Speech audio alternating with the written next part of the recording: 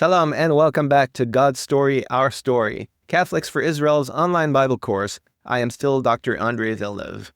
Today we conclude our study of Israel in the Wilderness, part 3 of 3 with the book of Deuteronomy, Israel in the Plains of Moab.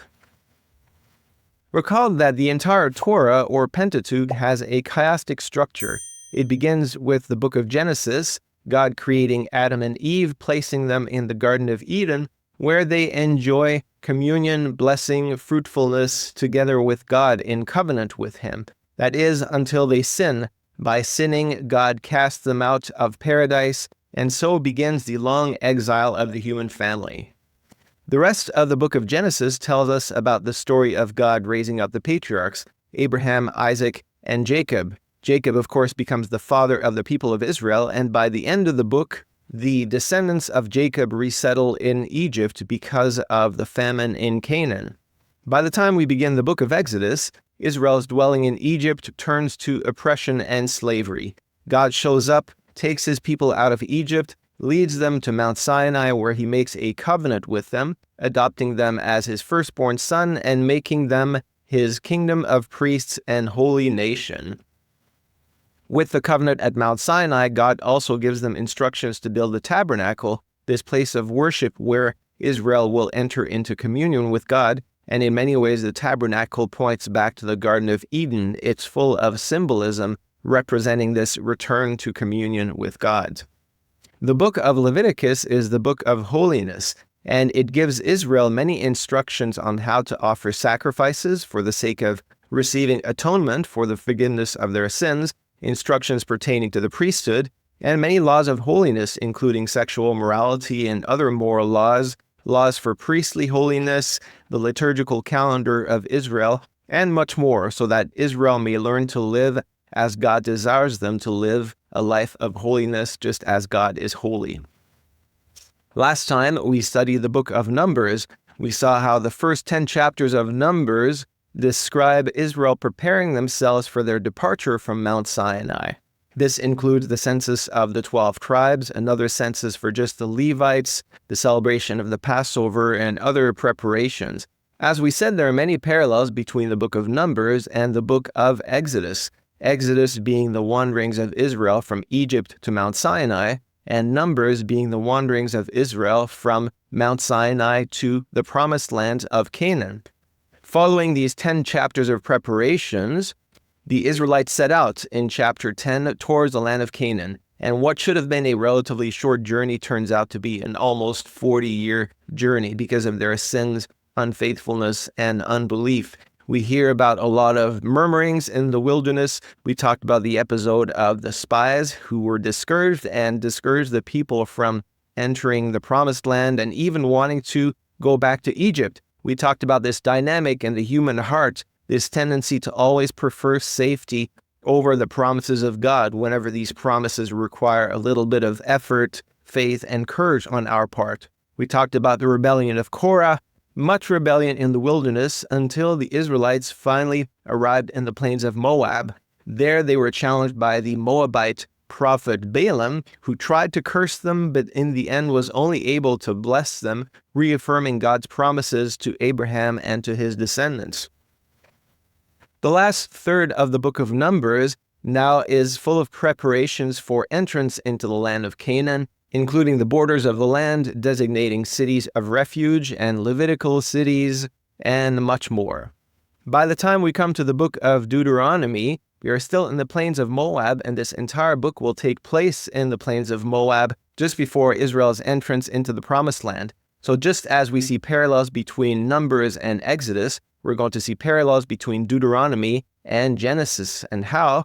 Because Deuteronomy portrays the entrance into the Promised Land as a type of return to the Garden of Eden. Of course, not a full return, because there's still going to be suffering and death, and this alienation between man and God is not fully overcome, but in many ways the presence of Israel and the Promised Land will be a type of symbol of return to the Garden of Eden.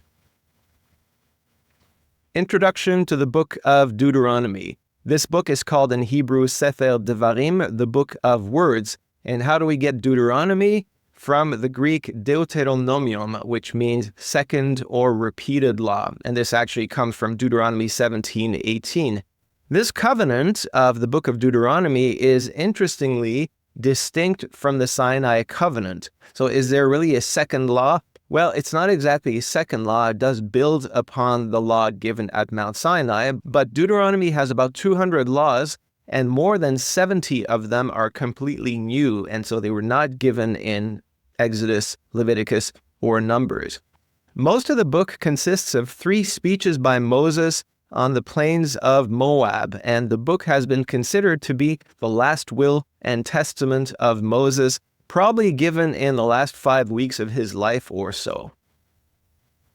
Deuteronomy is in many ways the covenant rule and national constitution of Israel. This book will guide Israel's behavior for generations and centuries to come, you might even say to our own day. Interestingly, there's someone who is mostly silent in the book of Deuteronomy. And who is this? None other than God. God is silent, and Moses is the one who speaks on his behalf. So almost all of the speeches in Deuteronomy are the voice of Moses. Deuteronomy has been called the linchpin of the Old Testament. As you can see here on the slide, Deuteronomy is the center between Genesis, Exodus, Leviticus, and Number, and so it provides the transition between the Pentateuch and the historical books of Joshua, Judges, Samuel, and Kings. So it's an absolutely essential book for the whole theology of the Old Testament, but also of the New Testament, because it is one of the most frequently cited Old Testament books in the New Testament. The setting, as we said, are the plains of Moab. So right over here, across from Jericho, you can see on the map Mount Nebo, where Moses is going to die. And we're talking about a plateau over here, which is modern-day Jordan, and the plains of Moab are just on the shores of the Dead Sea. So that's the setting for the entire book. What is the content and what are the themes of the book of Deuteronomy? The book is obviously very concerned with covenant and Torah in continuity with the previous books that we have studied. Something that is new is that Deuteronomy is very interested in the central sanctuary, or the future central sanctuary that Israel will establish after their entrance into the land. And we can read about this in chapter 12 of Deuteronomy. The promise of the land, of course, is not new, but now it becomes very much at the center of Moses' speech. You are about to enter the land, and so therefore be prepared for this new life in the land following these 40 years of wandering in the wilderness. History as theology. Now the book of Deuteronomy begins to reflect on the past 40 years of wanderings, and it begins to draw lessons. And so it's working through the historical materials of the books of Exodus, Leviticus, and Numbers, and begins to theologize about the lessons learned in the wilderness. And another central theme of Deuteronomy is this idea of the retribution principle. Simply said, follow God's laws, you will be blessed. Disobey God's laws, you will be cursed. And so what you sow, you will reap. Israel, pay attention to how you live in the future, because how you live is going to determine whether you are blessed or cursed. And this we see very much at the heart of Deuteronomy, and really throughout the rest of the historical books and the Old Testament, and in fact of the entire Bible. Deuteronomy is preparing Israel for 2 new situations that they have not experienced in the last 40 years. First, life without Moses. As we said, this is Moses' last testament. So how is Israel going to live without him, the great leader who has been guiding them in the past 40 years? And obviously life in the land and preparation for the wars of conquest that we will see occurring in the book of Joshua. The Deuteronomic covenant presents conditions for Israel, some of which are new. So what are going to be these conditions for Israel? First, legal concessions. Second, ritual stipulations. Third, blessings and curses. Let's briefly look at these 3 conditions for Israel as outlined in the book of Deuteronomy. Legal concessions. We see some moral compromises and legal concessions. We know that Israel had not yet attained perfect holiness, and so are these laws of Deuteronomy perfect? In fact, they are not, and we see hints of that already in the text and later as explained by prophets such as Ezekiel. These would include commandments that are shocking to the modern reader, such as the commandment to carry out genocidal warfare against the Canaanites, to completely annihilate the Canaanites from the land. Taking foreign slave wives is also shocking to the modern reader. And most famously, divorce and remarriage, and we know that Jesus will refer to that in the Gospels, referring to the permission to divorce as a concession to the hardness of man's heart. So we see some laws that are in some ways a concession to the mores of the time. These were violent times. Violent warfare was part of the world at that time, and so this is accepted and tolerated, let us say, in the book of Deuteronomy, such as is taking foreign slave wives. This was in fact regulating the laws of war, where in the ancient world men could just rape women and then leave them to die. Here, the book of Deuteronomy is going to regulate these laws. You can take these wives from your foreign nations, but you have to play by certain rules. You can't just take advantage of them and then leave them out to die. We see the prophet Ezekiel much later who alludes to these concessions or moral compromises in the book of Deuteronomy. And so we see Ezekiel 20 saying, "But the children rebelled against me. They did not follow my statutes and were not careful to observe my ordinances, by whose observance man shall live. Then I thought I would pour out my wrath upon them and spend my anger against them in the wilderness. But I withheld my hand and acted for the sake of my name, so that it should not be profaned in the sight of the nations. Moreover, I gave them statutes that were not good, and ordinances by which they could not have life." So you see the prophet Ezekiel is referring back to the laws given in the wilderness, in the plains of Moab, as statutes that were not good, that were not ideal, but that were a concession to Israel's hardness of heart. The second condition for Israel stipulated by the book of Deuteronomy are ritual stipulations. And more specifically, as we see in Deuteronomy 12, we see the commandment to sacrifice the firstlings from herds and flocks at a central sanctuary. It becomes a very strict stipulation that Israel will not be allowed to offer sacrifices wherever they want once they enter the land, but only in this central sanctuary, which is still of unspecified location in Deuteronomy. The idea was to keep Israel away from the high places in Canaan, where idols were worshipped with animal sacrifices. And it also offered Israel a positive way to serve God by bringing sacrifices to this central sanctuary. The third characteristic of the Deuteronomic covenant are blessings and curses. This is not entirely new because Leviticus has also something similar at the end of the book of Leviticus. But here Moses is going to seal the covenant with blessings and curses in Deuteronomy 28. And this is, as we said, the law of retribution. Faithfulness will bring blessings, peace and prosperity, but sin and unfaithfulness will bring curses, including disease, defeat, famine, destruction, and ultimately exile. What's the literary structure of Deuteronomy? There's a few ways of outlining the book. One way of doing it is to see the book beginning with an outer frame or a look backward, and this is going to include a type of historical survey of the relationship between God and Israel to that point. Then an inner frame, including a covenant summary, a central core, the covenant stipulations from chapters 12 to 26. Then, as you can see, we have another chiastic structure here. An inner frame, the covenant ceremony from chapters 27 to 30, and then an outer frame and look forward from chapters 31 to 34. Deuteronomy is very interesting because it reflects second millennium Hittite covenants.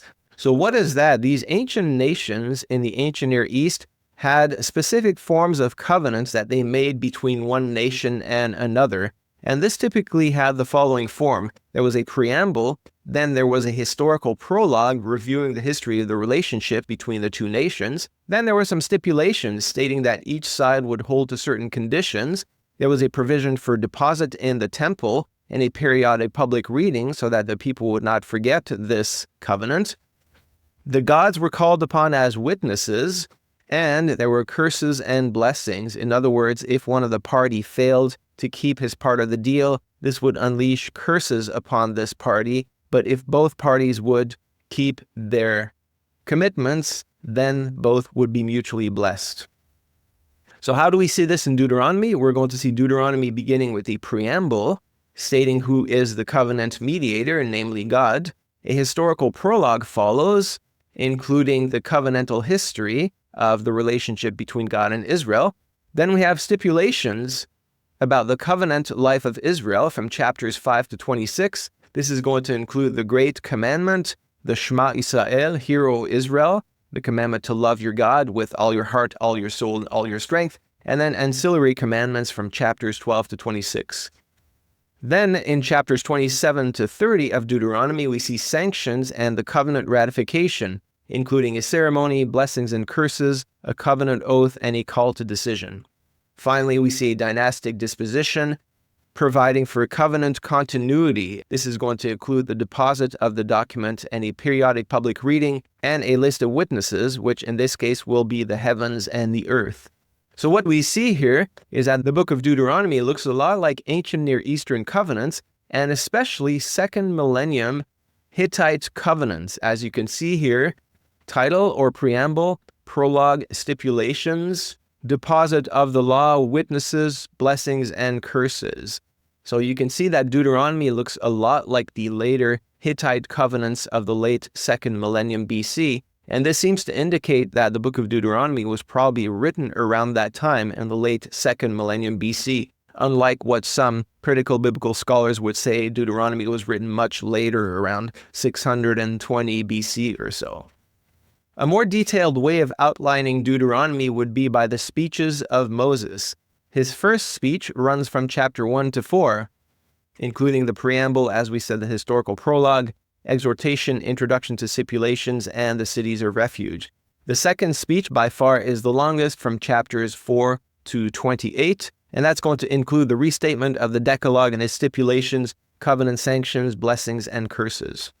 The third speech is relatively short, chapters 29 to 30, and that's going to include a so-called new covenant, including an appeal to faithfulness and future blessings and a call to decision.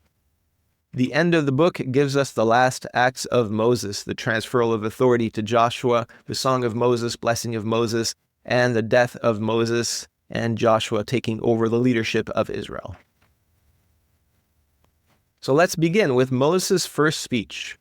The preamble gives us the covenant setting, and immediately we notice that the speaker is not God, but Moses. And following these initial verses, the historical prologue begins, which summarizes God's past dealings with Israel. First, we have a summary of the journey from Sinai to Kadesh, including the call to depart, the appointment of the judges. And if you read carefully this text, you're going to notice parallels between the prologue of Deuteronomy and Genesis. So possession of the land depends on the faithfulness and obedience of the people. Disobedience is going to lead to exile, just as was the case in the Garden of Eden. The inheritance of the land is the fulfillment of the promises to the patriarchs, another connection with Genesis. Look at Deuteronomy 1 verse 10, for example. The Lord your God has multiplied you, and behold, you are this day as the stars of heaven for multitude. So the theme of being fruitful and multiply, that was the first commandment given to Adam, and also the great promise given to Abraham. Then we look at the episode at Kadesh Barnea, the spies and the people's rebellion. Look at the language here, Deuteronomy 1:21, do not be afraid. And the spies took in their hands some of the fruit of the land. So this idea of being afraid of God, of being afraid of God's promises and taking a certain fruit. Also here an allusion to the Garden of Eden. Then we read about the judgment and defeat of the Israelites because they refused to take the land. And look at chapter 1, verse 39, for example, which speaks of the young people who this day have no knowledge of good and evil. Does that ring a bell? The knowledge of good and evil, referring back to the Garden of Eden and the infamous tree of knowledge of good and evil. Then the historical prologue goes over the 38 years from Kadesh to the Amorite frontier. This includes an encounter with Edom. We know that Edom is the descendants of Esau, so we see an encounter of Jacob and Esau, just as we saw in Genesis. Then Israel encounters Moab and Ammon, who are the descendants of Lot, so another echo of Genesis. And then Deuteronomy reviews the initial victories of Israel against Sichon, the king of Heshbon, and Og, the king of Bashan. Following that, the text recalls the distribution of the conquered land to the 2.5 tribes of Reuben, Gad, and half Manasseh. And we're also reminded that Moses will not be allowed to enter the land, and Joshua will succeed him as the people are in Beit Peor. So that's chapter 3. Still in Moses' first speech, then he switches from this historical prologue and review of the past events to the present. Since we have seen how the Lord has acted in the past during the Exodus, the Lord has been faithful, but we, Israel, have been unfaithful. Now Moses turns to exhort the people and encourage them to observe the Torah faithfully. This is going to include an appeal to hear and obey. In other words, if you obey the Torah, you will live abundantly and possess the land, just as Adam and Eve did in the Garden of Eden. The Torah, or the law, will be a source of wisdom and understanding, unlike the fruit of the knowledge of good and evil, which promised to make one wise, but in fact brought a false kind of knowledge that ultimately brought death.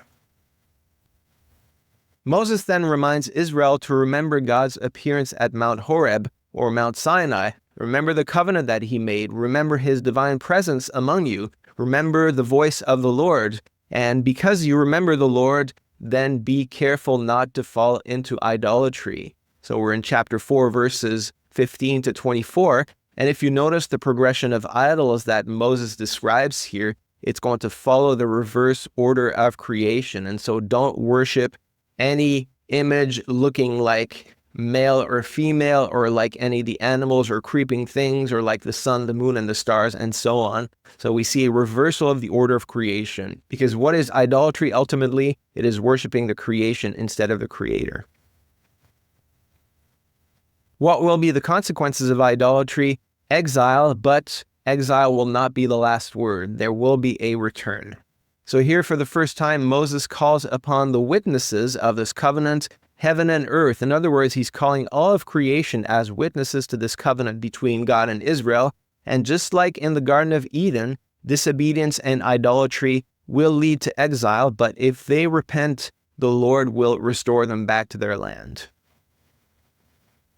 The Lord is truly unique. This covenant between God and Israel is something that no one has ever seen in the world before. So you can see Moses in chapter 4, verse 32, who says, "Since the day that God created man upon the earth, there has not been such a covenant.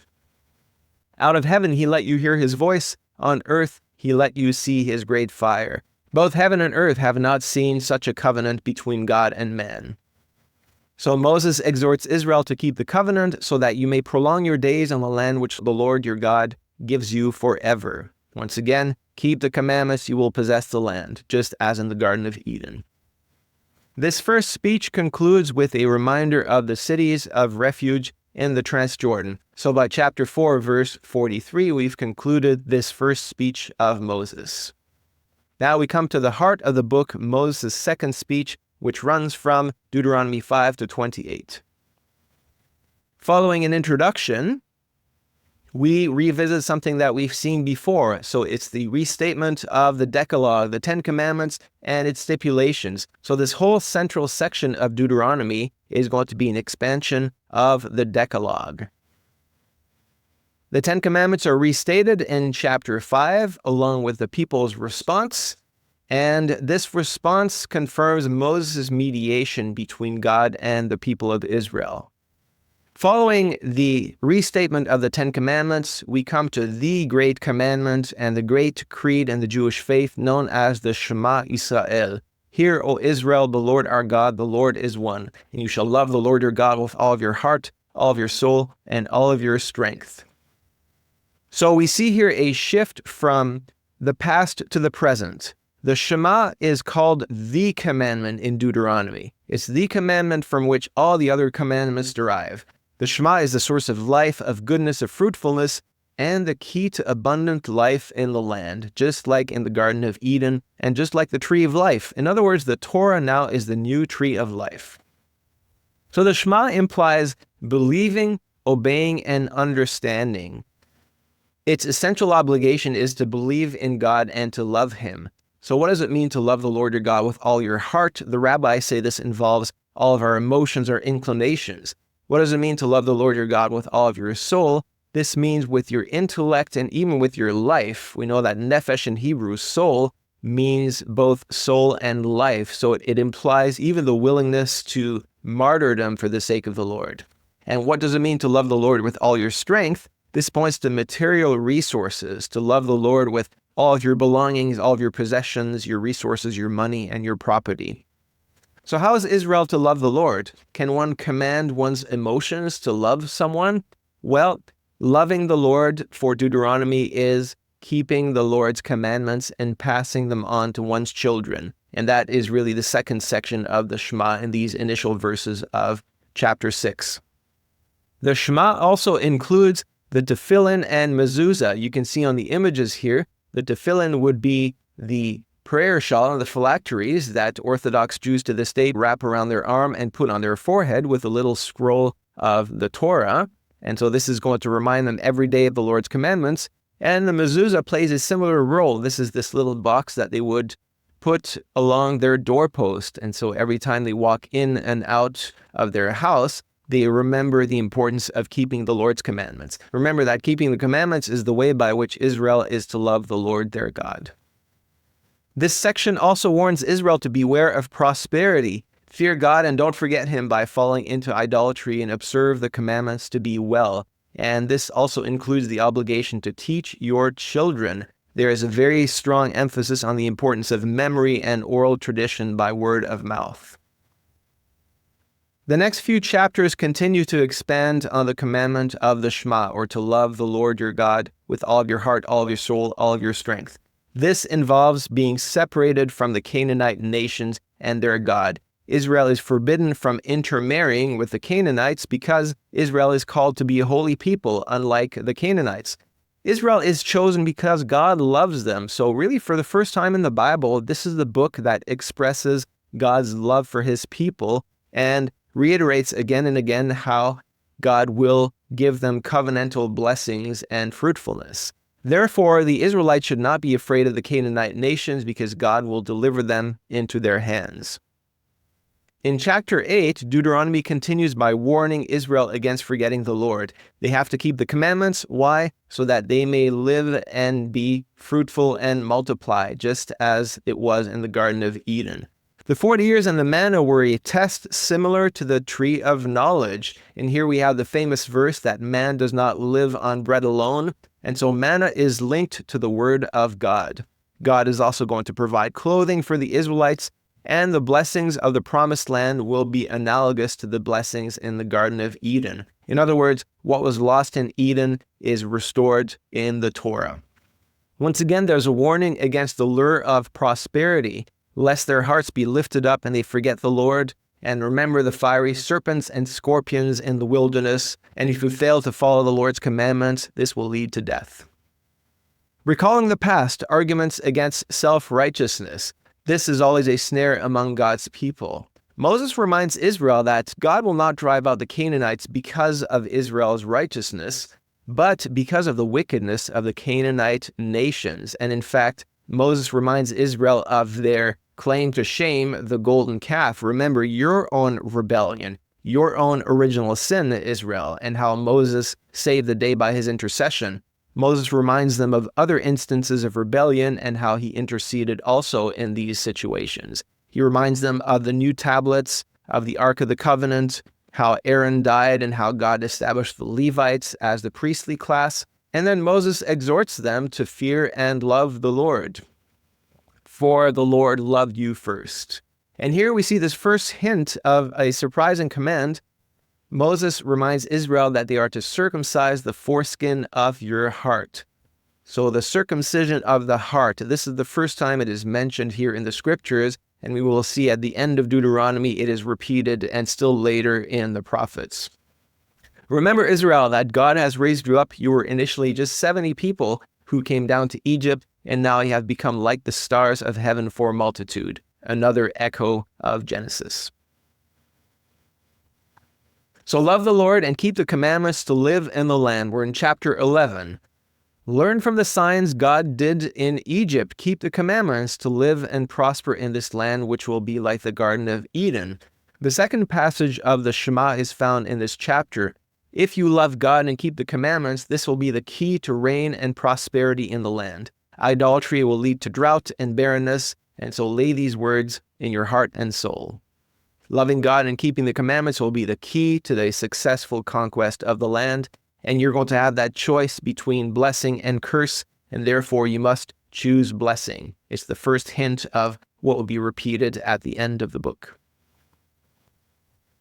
As we come to chapter 12, we enter into the Deuteronomic Code, and this is going to include instructions for life in the land and the exposition of the Decalogue. Now, note what we see here in the slide. Everything we've seen from chapters 6 to 11 is really an expansion of the very first commandment. I am the Lord your God who took you out of Egypt. You shall have no other gods than me. So all of these chapters 6 to 11 unpack the first commandment to love and serve the Lord alone. We could summarize all these long chapters in really just one slide, and look at how systematic it is. Here you see the 10 Commandments, and here you see the exposition of the 10 Commandments from Deuteronomy 6 to 26. As we just saw, the first commandment, I am the Lord your God, you shall have no other gods than me, includes the Shema Israel, possessing the land, destroy the Canaanites, don't intermarry, God's covenant love and blessing, God's providence, keep the commandments, and remember the tablets of stone. So all these have to do with the first commandment. The second commandment, you shall not make a carved image, involves in chapter 12, destroy the Canaanite altars, worship and offer sacrifice only at the one central sanctuary. You are allowed to eat meat at home. In other words, you can have non-ritual slaughter away from the central sanctuary, but never eating blood, and don't follow the Canaanite gods. As we can see, all this is related to not making a carved image. The third commandment, you shall not take the name of the Lord your God in vain. This is a warning against false prophets. What do false prophets do? They take the name of the Lord in vain. Those who entice to follow other gods were in Deuteronomy 13. The wayward city, forbidden pagan practices, and even dietary laws and tithes. So all these are either closely or loosely related to giving testimony to the Lord and not taking his name in vain. Observe the Sabbath day, the fourth commandment. Here in Deuteronomy 15, it discusses the sabbatical year, taking care of the poor Hebrew slaves who are to be released in the seventh year, consecration of firstborn animals, and then the Jewish feast, the Passover, which lasts 7 days, the first fruits, Shavuot, the Feast of Pentecost, and Tabernacles in the seventh month. So a lot of 7 symbolism here in these chapters 15 and 16. Honor your father and mother. Here in Deuteronomy 16, it discusses judges and officers, idolaters to be put to death, legal decisions, the law of the king, priests and Levites, occult practices, and I will raise up a prophet like Moses. So these chapters all have to do with the major figures of authority in society, and who are, of course, the first figures of authority in our lives. They are our father and mother. You shall not murder. A reminder of the conditions for manslaughter in the cities of refuge. Property right, witnesses, the lex talionis, an eye for an eye, tooth for a tooth, laws of war, unsolved murders, captive women, firstborn rights, and a rebellious son who is to be put to death. And so here we see a lot of the laws that have to do with murder and manslaughter. You shall not commit adultery, the seventh commandment. Here we have some interesting connections here. Male and female garb, a man is not to put on a woman's garb and vice versa. How to prevent an accidental death, so establishing safety rules around the house, putting a barrier around your roof, for example. No mixing of species, interesting. Marriage, infidelity, fornication, rape, protecting homogeneity and purity in the camp. So we see that this seventh commandment is connected with all kinds of practices that prevent the mixing of species, which of course is what adultery is. It's a man who does not belong to another woman, right? And they come together. And so we see a lot of these laws that are related here. You shall not steal, no lending with interest, vows, eating a neighbor's crops, marriage and divorce, basically taking a wife who is not yours, stealing livelihood, and kidnapping. Ninth commandment, you shall not bear false witness. This includes leprosy, which is considered to be the consequence of slander. So slander being also bearing false witness. Debts and wages, individual punishment. And finally, the 10th commandment, you shall not covet, is connected with extending justice to the poor, punishment of the guilty, levirate marriage, honest and dishonest measures, laws pertaining to Amalek, the arch enemy of Israel, and first fruits and tithes. So as you can see here, Deuteronomy 6 to 26 follow pretty closely the Ten Commandments. And so it tells us that all of the laws to regulate Israel's behavior are really based on the Decalogue.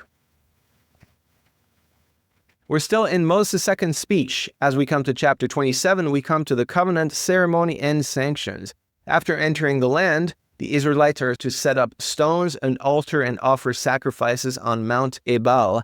And the 12 tribes are to divide themselves into two groups. 6 tribes are to declare a blessing on Mount Gerizim, and the 6 other tribes to declare a curse on Mount Ebal. So it's going to be a strange ceremony of declaring blessings and curses after they enter the land. As you can see on the slide here, Mount Gerizim and Mount Ebal, where the Israelites will declare these blessings and curses.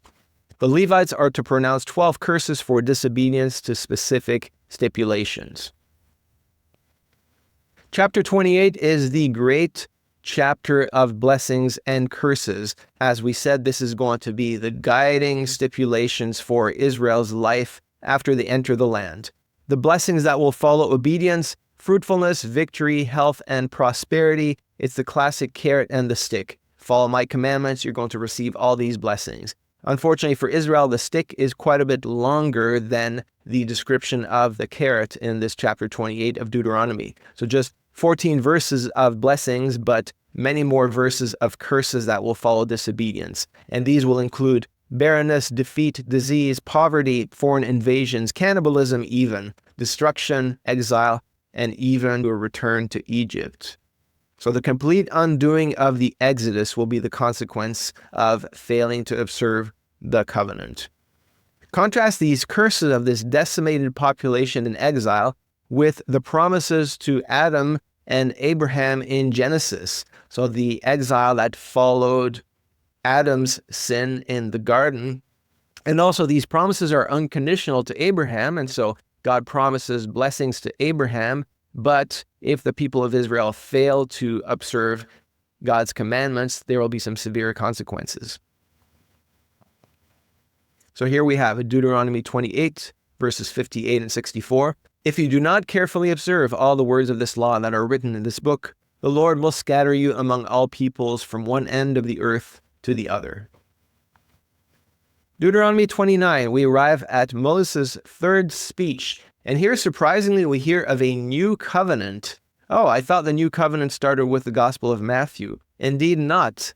Deuteronomy also speaks of a new covenant distinct from the covenant that God made with Israel at Mount Sinai. This is going to include an appeal to faithfulness. Once again, we have a historical review recalling the Exodus. And what's the purpose of this assembly? It's once again, remember to keep the covenant. And these are going to be the consequences of disobedience. There's another reminder of the future blessings. And now, Israel, you must make a decision. Moses previously, as we saw in Deuteronomy 10, verse 16, had told that Israel was to circumcise their heart. But now the language is different. Now Moses promises that it is God himself who will circumcise Israel's heart. So this profound change implied by this verse will occur, according to the rabbis, with the coming of the Messiah. After the final redemption, man's natural inclination will be only to do good. The circumcision of this verse is the removal from humanity of the natural desire to sin, say the rabbis. Here's this important text from Deuteronomy 30. And when all these things come upon you, the blessing and the curse, which I have set before you, and you call them to mind among all the nations where the Lord your God has driven you, and return to the Lord your God, you and your children, and obey his voice in all that I command you today, with all your heart and with all your soul. Then the Lord your God will restore your fortunes and have mercy on you, and he will gather you again from all the peoples where the Lord your God has scattered you. If you're outcast or in the uttermost parts of heaven, from there the Lord your God will gather you, and from there he will take you. And the Lord your God will bring you into the land that your fathers possessed, that you may possess it. And he will make you more prosperous and numerous than your fathers.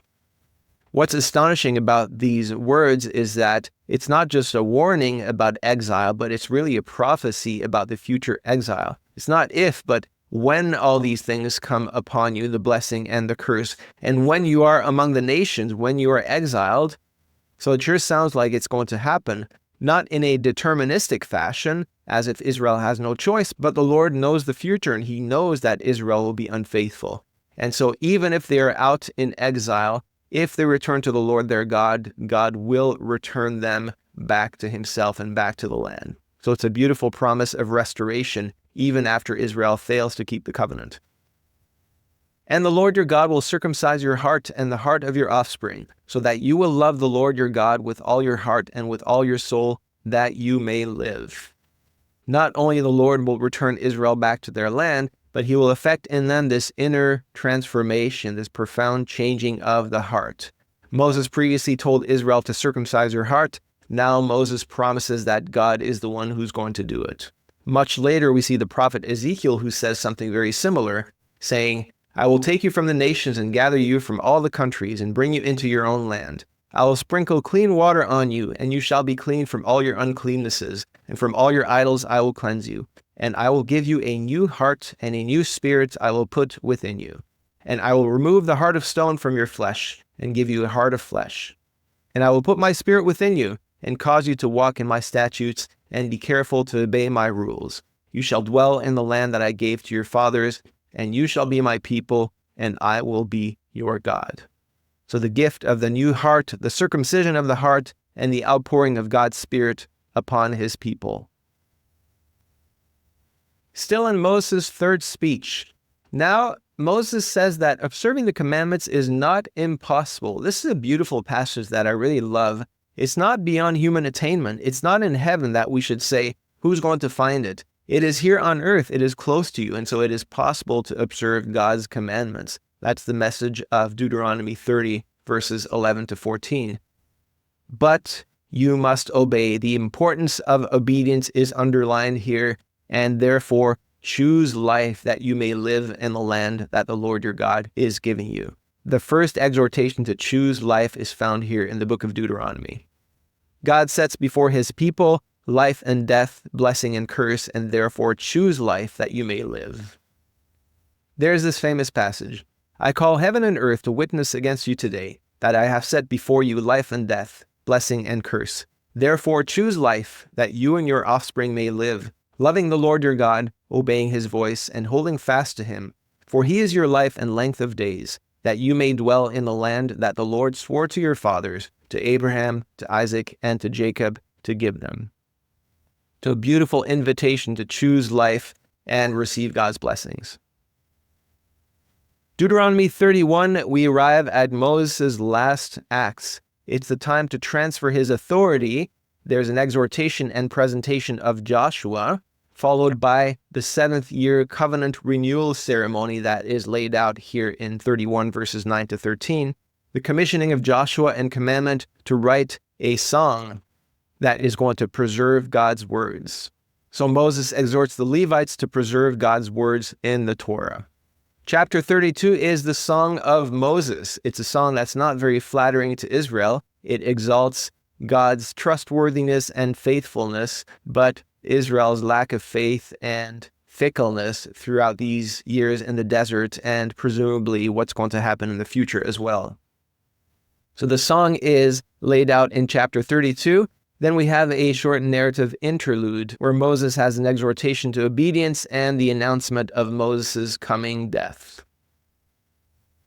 Finally, they are at the border of the promised land.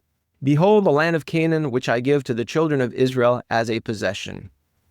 It's the destination that they have longed for the past 40 years, and as we said, a type of return to Eden.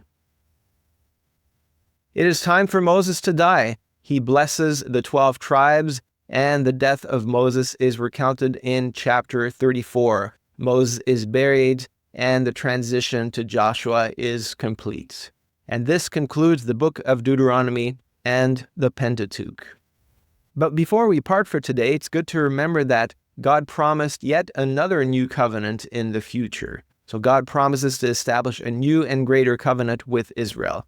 As he speaks through the prophet Jeremiah much later, he says, Behold, the days are coming, says the Lord, when I will make a new covenant with the house of Israel and with the house of Judah, not according to the covenant that I made with their fathers in the day that I took them by the hand to lead them out of the land of Egypt.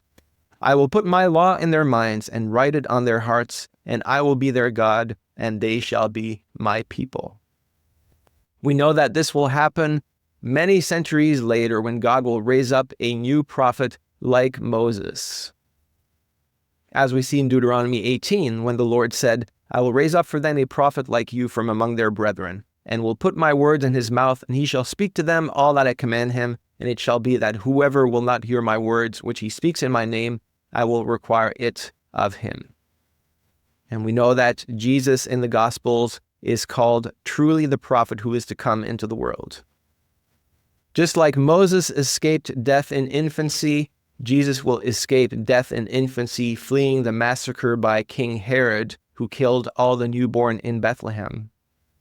Just as Israel came out of Egypt, Jesus and the Holy Family will come out of Egypt, fulfilling the words of the prophet Hosea, out of Egypt I called my son. Just as Israel went through the waters as they came out of Egypt, we see Jesus who is going to go through the waters and be baptized by John the Baptist. Just as Israel spent 40 years in the wilderness and Moses spent 40 days on the mountain, Jesus will spend 40 days in the wilderness being tempted by Satan. Moses went up Mount Sinai and gave the Torah to Israel. Jesus will go up the Mount of Beatitude and give this renewed law to his people. Just as God fed his people with miraculous bread during the Exodus, Jesus will also feed the multitudes with the miraculous bread when he multiplied the loaves. Finally, just as Moses fashioned a national people from 12 chiefs of the 12 tribes, along with 70 elders, Jesus took 12 apostles and told them that they would rule over the 12 tribes of Israel. He also appointed 70 other disciples to share in his authority. Here we see the words of Jesus in the Gospel of Luke. And I bestow upon you a kingdom, just as my Father bestowed one upon me, that you may eat and drink at my table in my kingdom, and sit on thrones judging the 12 tribes of Israel. Just as the Exodus began with the slaughter of a lamb and the shedding of its blood, so the new Exodus will begin with the death of the Lamb of God, who will be our Passover, who was sacrificed for us. Jesus is the Lamb of God without blemish, slain for the sins of the world, and whose body must be eaten. Just like the Passover lamb, not one of his bones was broken. Jesus finally will lead the new people of God out of the bondage of sin and idolatry to the freedom of the children of God, and this we will unpack throughout the rest of our course. In the end, what does the people of Israel look like during the Exodus? We see Moses, who is a prophet. We see the Aaronic priests who mediate between God and Israel through the sacrificial liturgy. And we also see judges and elders who help Moses mediate and teach the way by which Israel is to live. So Moses, a prophet who speaks the truth, the Aaronic priests who mediate God's life, and the judges and elders who teach Israel the way they are to live. Just as later in the history of the church, we will see the church teaching the truth through sacred scripture, mediating God's life through sacred tradition, the liturgy and sacraments, and through the magisterium, will teach God's people how to follow the way of God's commandments. That's it for today. We have concluded our study of the Torah, of the Exodus out of Egypt. I will see you next time as we study the book of Joshua and Israel's conquest of the Promised Land. Shalom and God bless.